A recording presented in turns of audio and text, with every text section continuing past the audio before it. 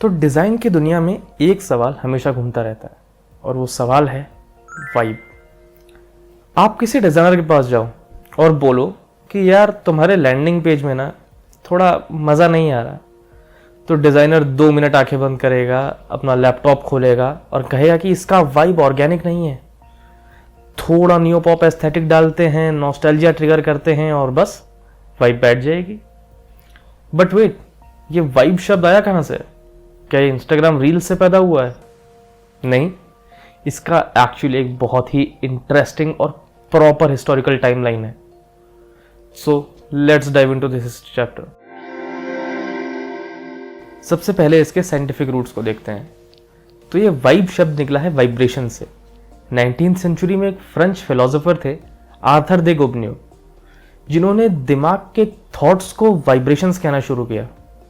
और फिर उसके बाद 1960s और 70s के हिपी एरा में लोग एक दूसरे को देखकर ये बोल देते थे कि hey man, I am picking up your vibrations.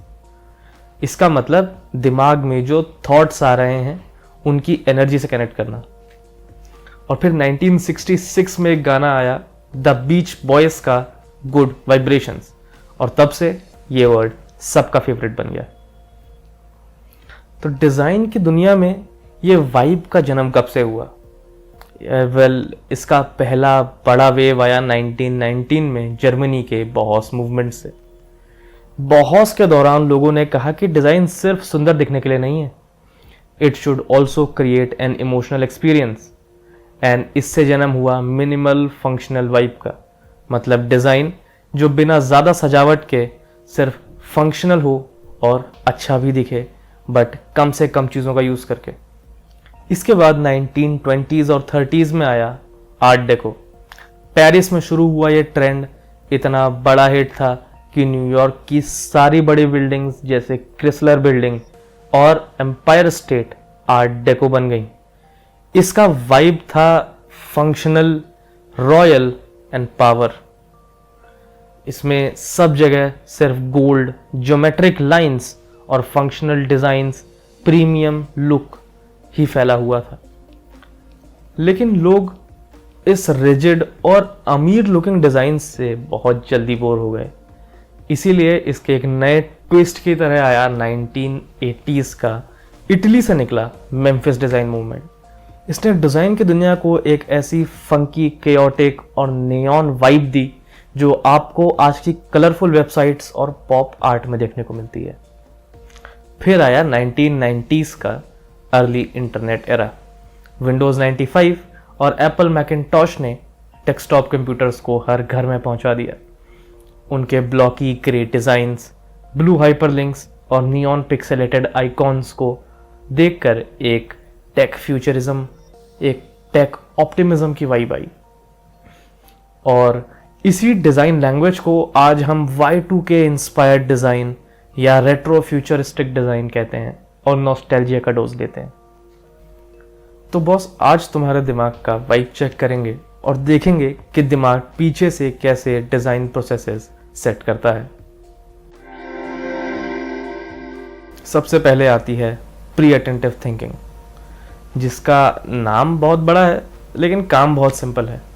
इसका मतलब यह है कि दिमाग किसी भी डिज़ाइन को देखकर बिना एक भी शब्द पढ़े सिर्फ 50 मिली सेकेंड्स में उसे जज कर लेता है। हाँ, 50 मिली सेकेंड्स। इतने में तो आप स्विगी पे ऑर्डर कैंसिल का बटन भी नहीं दबा सकते। अगर आपका डिज़ाइन परफेक्टली अलाइंड है, कलर्स ढंग के हैं, तो उस डिज़ाइन को देख के आपका दिमाग का सिंपैथेटिक नर्वस सिस्टम बोलेगा कि वाह, सुकून, क्या सेफ जगह है।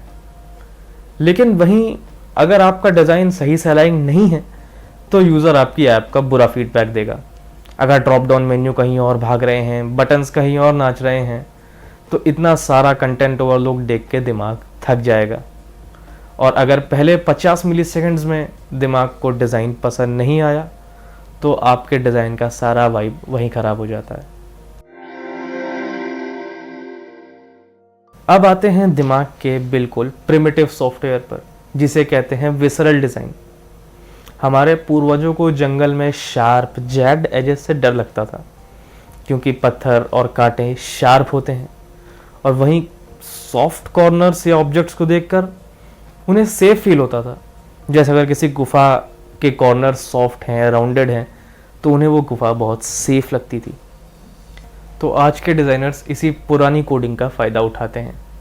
बॉर्डर रेडियस बड़ा कर दिया, कॉर्नर्स राउंड कर दिए, तो लगता है दुनिया के सारे गम मिटा दिए। If any app needs to feel human and welcoming, तो डिज़ाइनर्स सब चीज़ से कॉर्नर्स राउंड कर देंगे और आपको ऐप को देखकर लगेगा कि ओ कितना प्यारा ऐप है, इससे तो मैं दोस्ती कर लूँ। वहीं अगर किसी चीज़ को फ्यूचरिस्टिक या क्लिनिकल लुक देना हो तो शार्प ग्रिड्स और स्टेराइल कलर्स का यूज़ करेंगे। तो वाइब कोई जादू नहीं है, ये सिर्फ आपके दिमाग के डर और सुकून का गेम है। तो तीसरा रूल है कॉग्निटिव लोड। दिमाग को मेहनत करना बिल्कुल नहीं पसंद। दिमाग चाहता है कि आप पड़े रहें, रील स्क्रॉल होती रहें और दिमाग को कुछ ना करना पड़े। इसी तरह के एक डिज़ाइंस होते हैं जिन्हें कहते हैं मासी डिज़ाइंस।